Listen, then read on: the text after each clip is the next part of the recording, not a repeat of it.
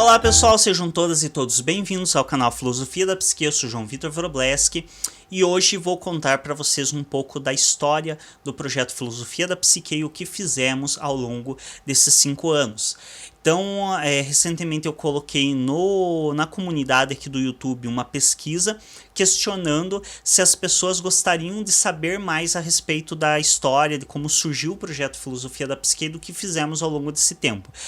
Mês passado, o projeto Filosofia da Psique completou 5 anos. Eu não fiz nada em comemoração porque também estava passando por uma situação emocional um pouco mais delicada e acabei deixando isso de lado. Mas agora venho fazer esse vídeo como uma forma também de marcar esses 5 anos de existência do projeto. A nossa pesquisa, como eu mencionei, que foi disponibilizada na comunidade, até o último momento que eu olhei, estava com 95% dos votos pedindo que sim fizéssemos esse conteúdo, então estamos fazendo. Para contar um pouco para vocês mais a respeito de como surgiu, do porquê surgiu e de como foi chegar até onde estamos atualmente. Então, eu comecei em 2014 o curso de psicologia na minha universidade e durante já o início do curso eu acabei entrando em contato com a psicanálise e eu acabei tendo grupos de estudo que eu ia fazendo, tendo estudos paralelos, leituras e pesquisando muito a respeito de psicanálise e de outras abordagens também. Lembrando que apesar da minha ênfase ser em psicanálise, eu já estudei existencialismo, estudei a cognitiva, estudei a própria comportamental, fiz estudos, fiz seminários, fiz vários projetos relacionados a outras abordagens. E conforme eu ia estudando a psicologia, eu acabava buscando material para complementar o que eu não tinha em sala de aula.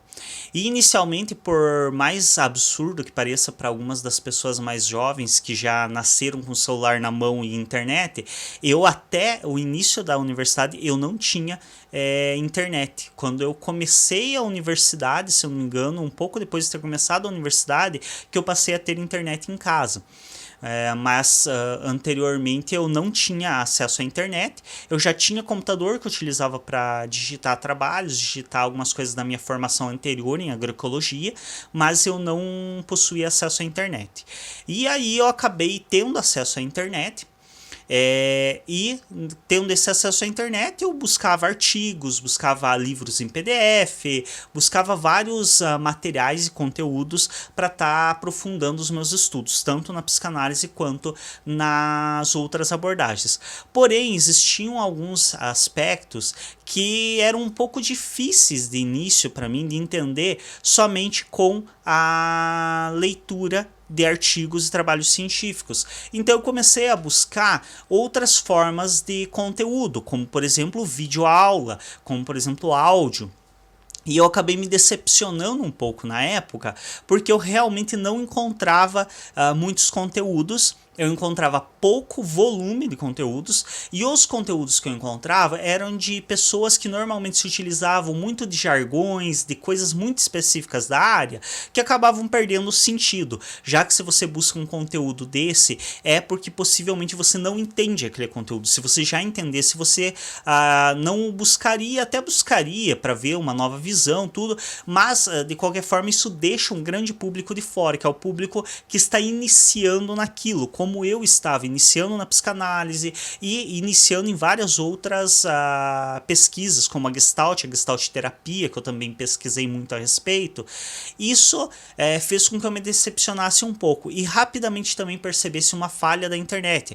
Eu a minha vida inteira ouvi que a internet tem de tudo, só tem de tudo para quem não procura nada. Porque se você começa a procurar mais a fundo, se você começa a procurar um material mais elaborado, rapidamente você se depara com uma falha da internet. Existe muito conteúdo que você precisa e não tem nela. E aí eu tive essa grande dificuldade em encontrar conteúdos mais leves, mais fluidos e acessíveis a um público mais em geral, a um público mais iniciante. Tinham muitos conteúdos mais direcionados para quem já tem conhecimento na área. E isso acabou, em certo nível, me deixando incomodado, mas até então eu não tinha muito o que fazer a respeito. Até que, em 2015, eu ganhei o meu primeiro celular com câmera que tinha a capacidade de fazer uma gravação boa e extensa de vídeo. E sim, em 2015, com 26 anos, se não me engano, 27 anos, que eu acabei tendo o meu primeiro celular um pouco mais... com mais recursos, com mais coisas. Não que eu não tivesse condição antes, eu trabalhei, comprei outras coisas, mas a questão de tecnologia nunca foi muito assim uma área que me chamou muita atenção e que se apresentou como uma necessidade. Então eu só realmente tive acesso a esse tipo de material mais tecnológico quando fui presenteado com um. Esse celular eu usei por muitos anos, inclusive eu ainda o tenho, ele funciona e eu uso para algumas ocasiões, para algumas situações específicas. Ganhando esse celular e tendo a internet, eu acabei tendo a ideia, pois então eu já estava nesse período, era janeiro de 2015, eu já havia completado o primeiro ano de universidade, eu já havia completado um dos grupos de estudo em psicanálise, que foi inclusive sobre o caso Dora, já havíamos tido várias discussões teóricas e eu tinha algum conteúdo já que eu havia aprendido. E aí eu pensei, bom, eu não encontro conteúdo disponível de maneira acessível na internet. Eu gostaria de ter essa outra vertente teórica através de vídeos, através de algo mais palatável, digamos assim, e não tem. Então, por que não eu fazer com o conteúdo que eu já tenho?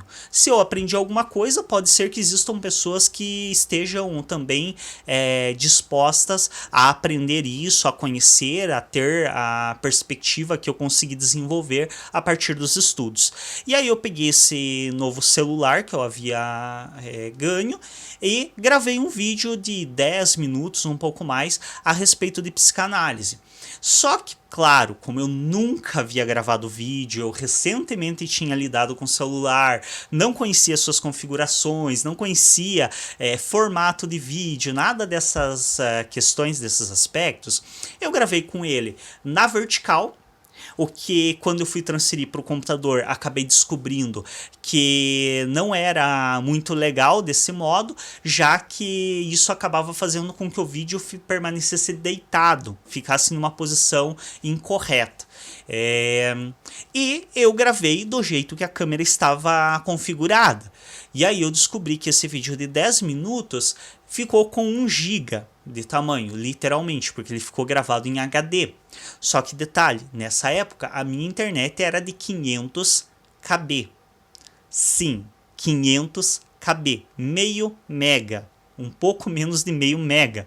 Então a minha internet era extremamente lenta, dava para abrir conteúdos escritos, alguns artigos, algumas coisas, mas, por exemplo, para vídeos do YouTube, eu tinha que pausar e esperar carregar ele mesmo em qualidade baixa, porque a internet era extremamente simples e bem pequena em quantidade de dados, o que tornaria completamente impossível e inviável eu mandar um arquivo com 1 GB, como havia ficado. Eu levaria uma semana para enviar o arquivo.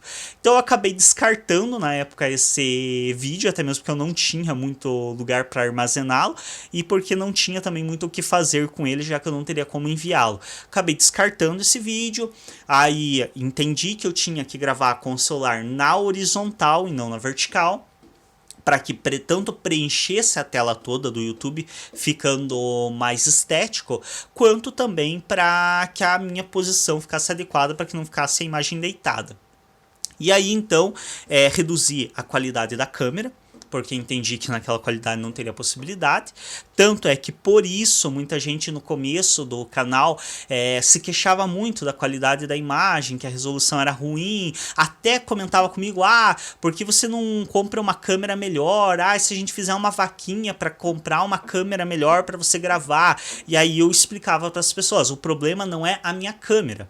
O celular que eu utilizava, ele gravava em HD, ele já era um celular com uma resolução ótima, com uma qualidade de imagem muito muito boa. O meu problema real era a internet. Eu não tinha como enviar um arquivo em HD, porque um arquivo de 50 megas gravado em baixíssima qualidade chegava a levar horas para me enviar. Imagina se eu fosse tentar enviar um arquivo em HD de 1 GB ou mais. E aí eu persisti gravando os conteúdos. De início o canal tinha pouquíssimas pessoas, mas algumas pessoas já foram acessando, foram se inscrevendo.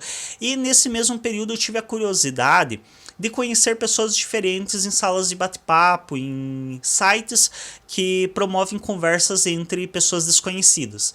E aí eu acabei conhecendo pessoas do Brasil todo, algumas pessoas muito simpáticas, muito bacanas, homens e mulheres que eu conversei do Brasil todo, e algumas dessas pessoas se interessaram pelo trabalho que eu fazia e me apoiaram e me ajudaram nessa época. Então eu contei com o auxílio de algumas pessoas para que o canal ganhasse mais relevância, para que o canal fosse mais divulgado. Então algumas pessoas que tinham páginas em redes sociais que eram mais visualizadas divulgaram o canal, algumas pessoas que tinham conhecidos que se interessavam pela área de psicologia e de psicanálise foram enviando links para esses conhecidos, e graças à ajuda dessas pessoas o canal foi crescendo.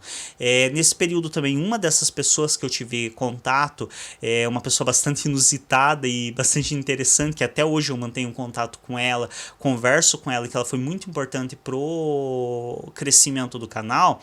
Ela conversou comigo a respeito do G+, onde eu poderia divulgar esse trabalho do canal, que é o Google Plus, uma das redes sociais da Google, que inicialmente foi muito prazeroso para mim utilizar. Ela era uma rede social muito bacana, muito boa, mas conforme a Google costuma fazer, sempre estragando seus produtos com as suas atualizações, eles foram atualizando até realmente estragar completamente com a rede social, acabando culminando no fim da rede social,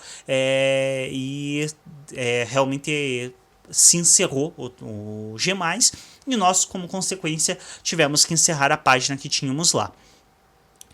Porém, como essa rede social já vinha decaindo e as suas atualizações vinham piorando ela cada vez mais, eu tive interesse em buscar outras redes sociais. Então acabei indo para o Instagram e acabei indo para o Mive, que atualmente ainda temos uma página lá, apesar de estar menos movimentada, para o Blogspot. Então fomos para blogs, para outras páginas, para sites da Google. Então acabamos indo para várias outras plataformas. Algumas dessas plataformas até hoje nós mantemos o trabalho e temos a página ativa, outras nós fomos deletando ou simplesmente deixando sem atividade as páginas por pouco uso, poucas pessoas acessavam, ou porque realmente a plataforma também não tinha, na maioria das vezes porque a plataforma também tinha alguns problemas, alguns defeitos que acabavam desestimulando o uso dela. Então acabamos não mantendo todas essas plataformas, mas em algum nível, em algum momento do projeto, elas foram importantes para auxiliar na divulgação do trabalho. Nós postamos conteúdos nela, postávamos imagens, frases, citações, recomendações de leituras. Até hoje fazemos isso no Instagram e até mesmo aqui no YouTube no setor de comunidade. Enfim, isso foi desenvolvendo o canal. Eu continuei fazendo a faculdade, postando vídeos, postando um grande volume de vídeos, e o canal foi crescendo até chegar aonde está hoje. Hoje estamos com 37.400 seguidores e seguidoras, e esperamos que o canal cresça mais. Continuamos com o trabalho com o Instagram. Depois de formado, eu acabei tendo também uma outra atividade paralela, também de certo modo ligada à filosofia da psique, que são as aulas particulares que eu tenho ministrado, videoaulas particulares sobre o assunto que é de interesse da pessoa. E seguimos com as postagens no Instagram, seguimos com o trabalho nas redes sociais e seguimos com o trabalho aqui no Filosofia da Psique. Então, o principal objetivo quando nós começamos esse trabalho era realmente proporcionar um material que eu sentia falta e que eu não tive acesso, não consegui acessar porque não existia na época. Hoje até temos um maior volume de conteúdo nesse sentido, um conteúdo mais palatável e mais acessível a pessoas mesmo que não são da área. Mas na época não era algo tão comum e por isso acabou estimulando a nós fazermos esse trabalho com filosofia da psique. Alguns dos aspectos do Filosofia da Psique sempre foi essa proposta de divulgar conhecimento, de levar as informações de maneira o mais acessível possível. Então nós sempre nos posicionamos contrários à elitização do conhecimento. Aquela ideia de que você tem que ser top para conseguir entender um determinado conteúdo. Não. Se você não entende o conteúdo é porque possivelmente você não encontrou alguém com competência para te explicá-lo. Porque todo conteúdo pode ser compreendido por qualquer pessoa, desde que quem está explicando tenha a competência de fazê-lo. Eu não sei o quanto é legítima e verdadeira essa certa história que contam, mas dizem que em determinado momento o Einstein comentou com alguém e falou que se você não consegue ensinar para sua avó o que você acabou de aprender é porque você não aprendeu direito. E ele usa esse exemplo da avó por causa justamente dessa diferença de idade que normalmente acaba dificultando um pouco a comunicação entre pessoas mais jovens e pessoas mais velhas. Mas o que isso quer dizer? O que essa frase tenha sido dita pelo Einstein ou não? O que ela quer dizer? Que qualquer coisa que você tenha aprendido de fato de maneira adequada e você tenha estudado, você consegue explicar para qualquer pessoa. Talvez você precise utilizar vários recursos e você vai ter que explicar de uma maneira extremamente simplificada e simplória, mas você consegue explicar. Em algum nível você consegue explicar. E aí o aprofundamento vem conforme a pessoa vai acessando mais conteúdos, vai lendo material a respeito, vai conseguindo se aprofundar mais. Mas em algum nível você consegue explicar para ela se você aprendeu de fato. E creio que a gente vem comprovando isso com a filosofia da psique. Afinal, já colocamos vídeos aí com conteúdos extremamente difíceis, com conceitos lacanianos, com conceitos filosóficos bastante complexos, e a maioria das pessoas vem relatando nos comentários e dando retorno para nós que conseguiu entender de maneira bastante clara e tranquila, bastante nítida o que nós explicamos. É isso. Obrigado pela atenção. Se você ainda não faz parte do projeto Filosofia da Psique, não está caminhando conosco, convido a se inscrever no canal, a assistir os nossos conteúdos. Nesses 5 anos de existência, nós produzimos mais de 700 vídeos, tanto na psicologia quanto psicanálise e filosofia. Na nossa página do Instagram nós contamos com mais de 2.000 postagens, algumas postagens mais humorísticas, outras postagens mais agressivas com críticas sociais, outras postagens com recomendações de leitura, com recomendações bibliográficas. Então acompanhe o trabalho do projeto da Filosofia da Psique. Venha ajudar-nos divulgando o nosso trabalho, enviando os links das redes sociais para pessoas que tenham interesse nesse tipo de conteúdo. E é isso. Muito obrigado pela atenção, muito obrigado a todos vocês por estarem nos acompanhando ao longo desses 5 anos, por estarem manifestando carinho com relação ao nosso trabalho, e espero continuar aí com vocês por mais algum tempo. Até um próximo vídeo.